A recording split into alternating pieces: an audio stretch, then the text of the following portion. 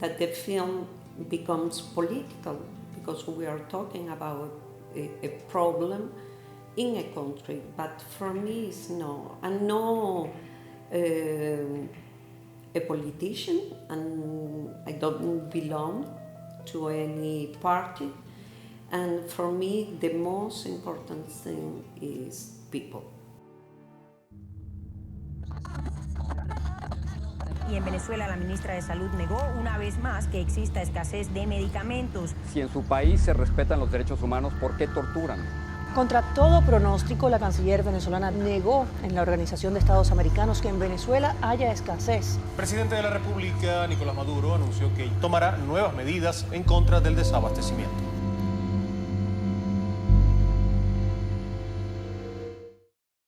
What compelled you to make this film?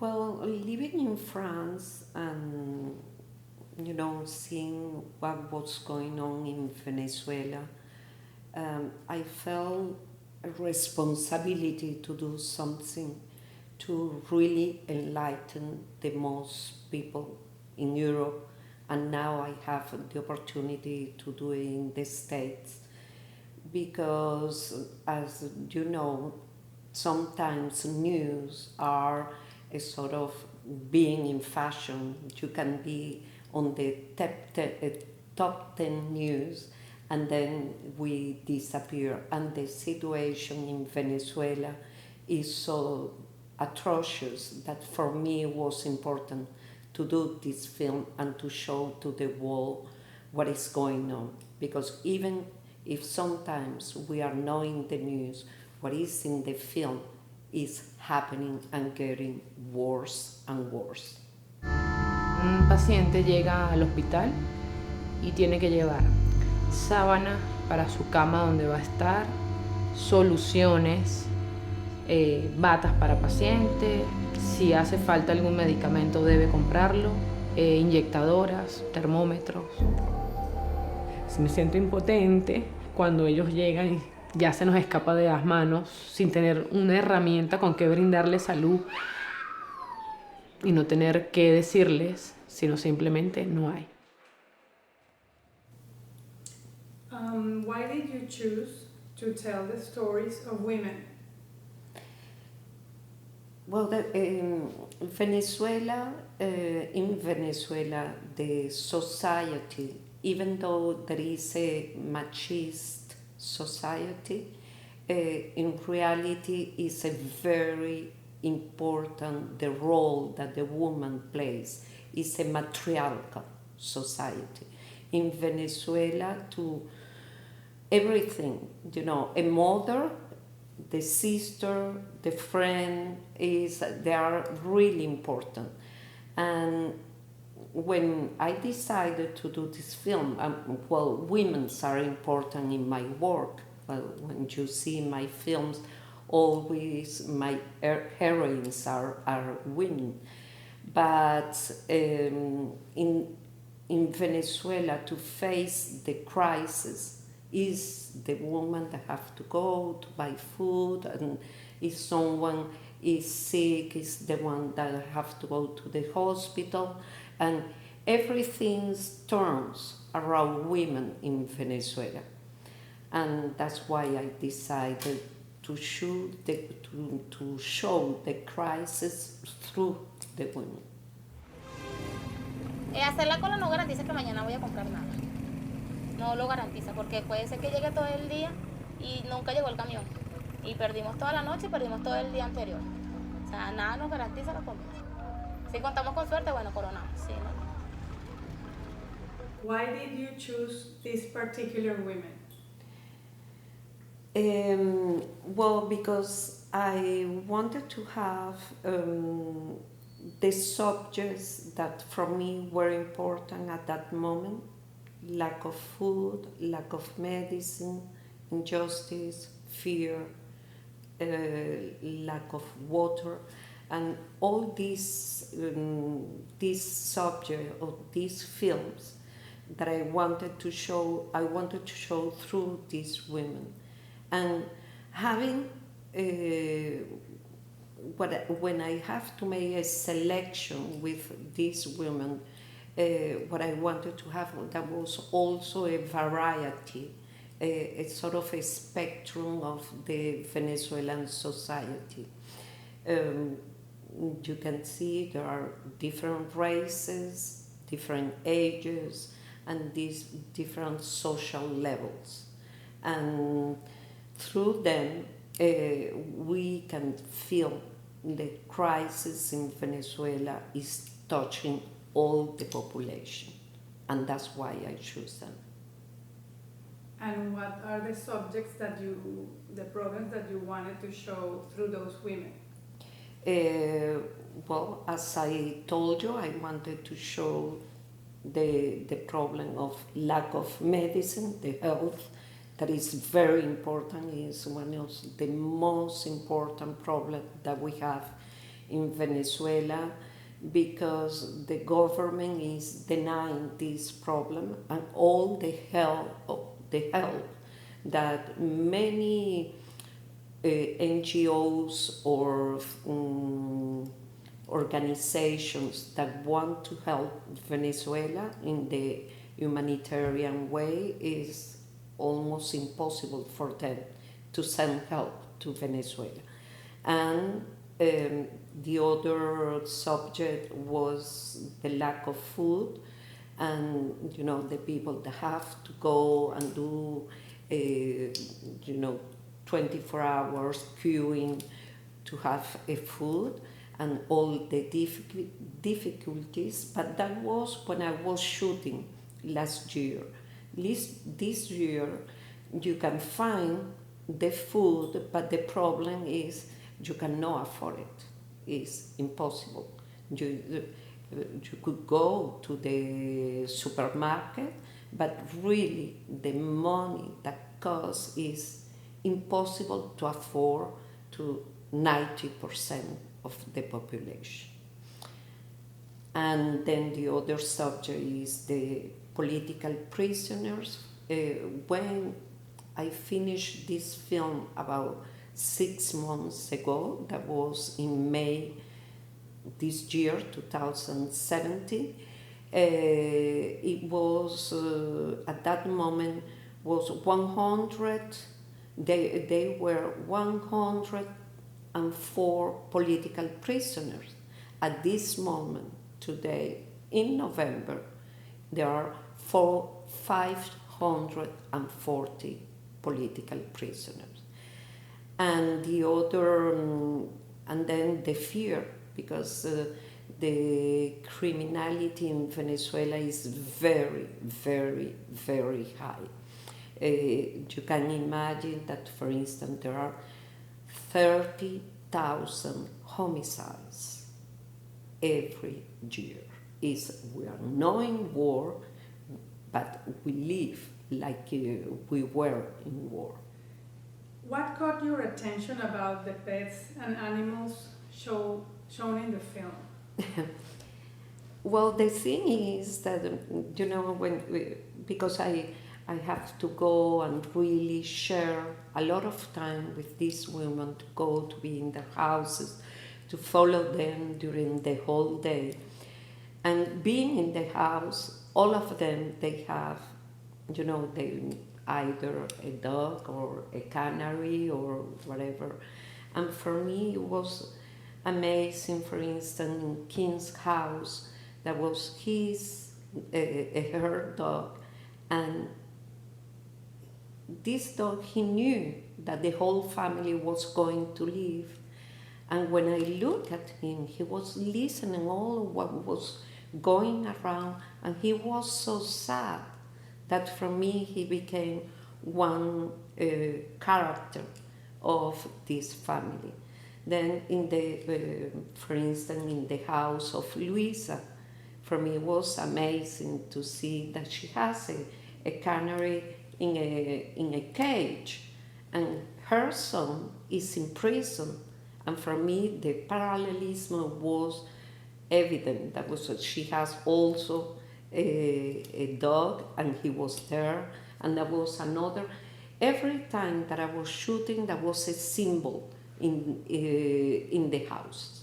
For instance, Olga, when I was shooting Olga, that is the last one, I think is a very powerful character, and when her son was killed by the police, a special commander, and when I was shooting, that was a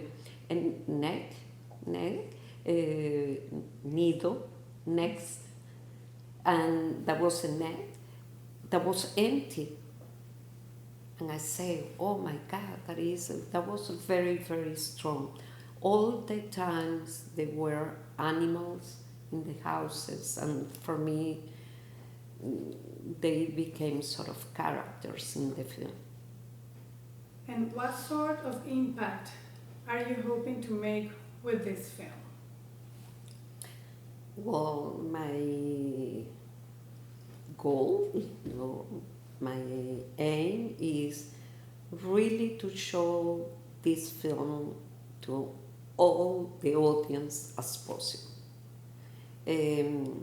What we are doing now in the States, going to the universities, is very important, because the young people, they can be aware of what is going on in Venezuela. Because the crisis in Venezuela is very particular. Of course, it's not that in Venezuela was always like that. We were a country that was prosperous, that was really trying to go to be a developed country. And it's a very rich country. We have all the oil.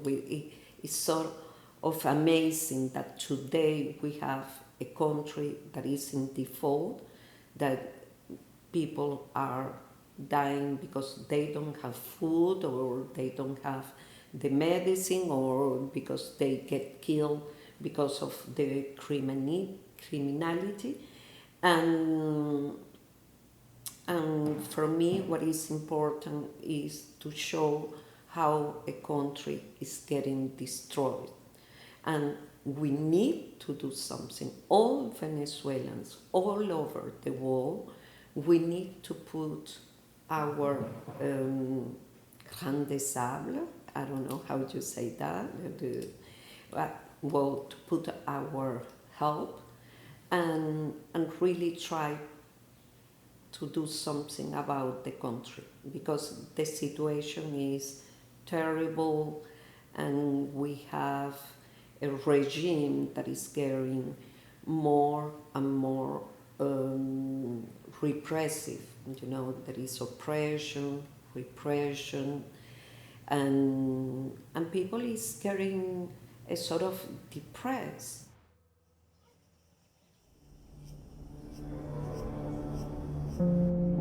Mi objetivo es, con todo esto, justicia. Que admiten que fue un error, que haber matado a mi hijo fue un error. No me lo van a regresar, pero sí van a pagar los asesinos de mi hijo. Eso es lo que yo en realidad quiero, y no voy a descansar. Quiero verlos pagar. Margarita, do you want to make a political statement with your film? Well, of course, that the film becomes political, because we are talking about a problem in a country, but for me it's no. I'm not a politician, and I don't belong to any party, and for me the most important thing is people. I wanted to make a documentary to be intimate. The human part is the most important thing, because we need to really realize that the problem in Venezuela is the population, I think if I wanted to show this documentary in Venezuela, the first thing is going to be very difficult. Who is going to show the film? Of course, this film could be a problem for the people on the documentary.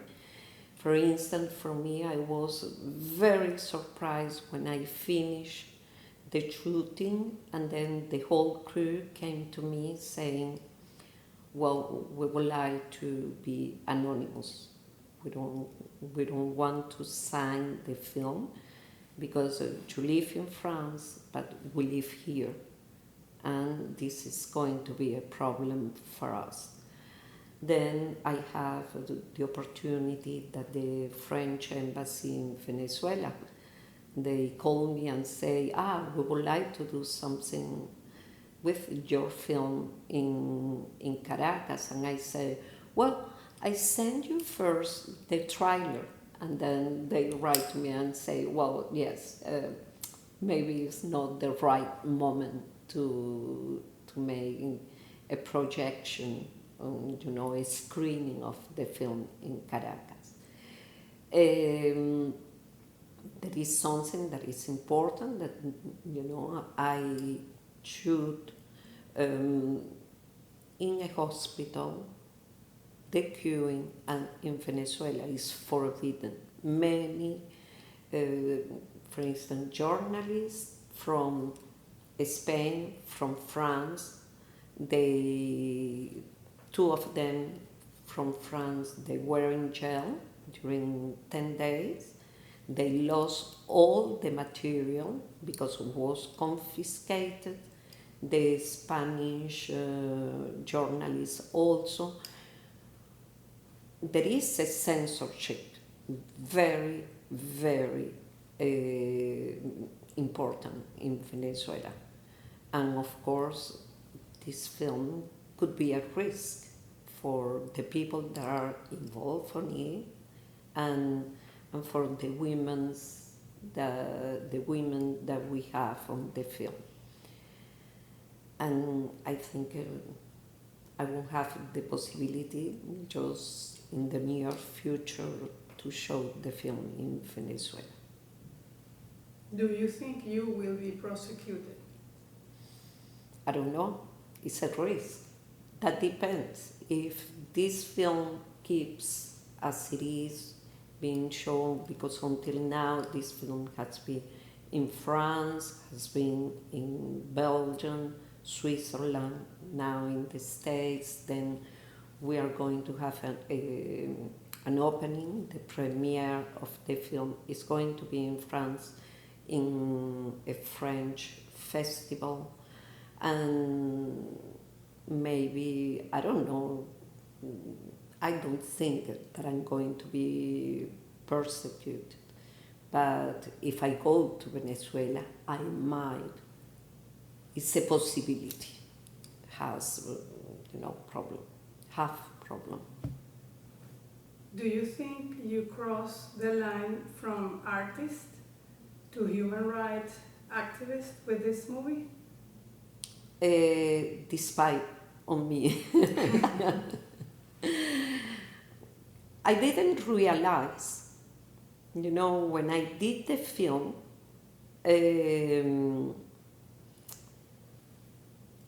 I made the film because for me it was important.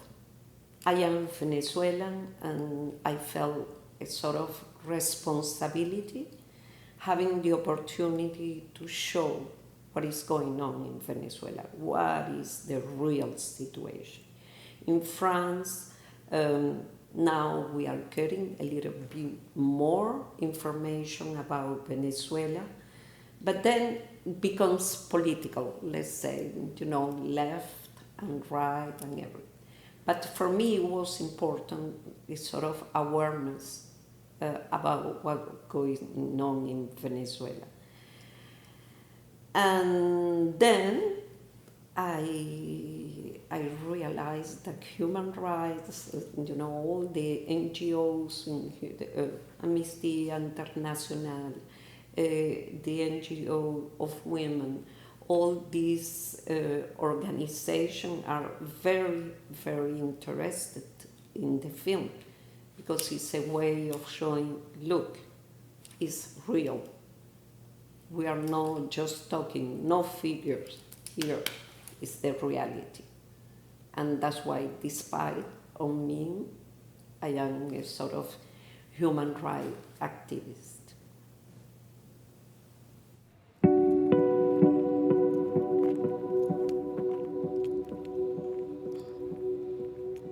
Ahorita, gracias a Dios, está, como se dice, bien en lo que cabe. Porque nadie preso está bien. Él es un preso de conciencia, un preso del gobierno. Si hubiera justicia, mi hijo no estuviera preso. Porque él está preso inocente. Nosotros le pedimos mucho el gran poder de Dios, pero como que está sordo.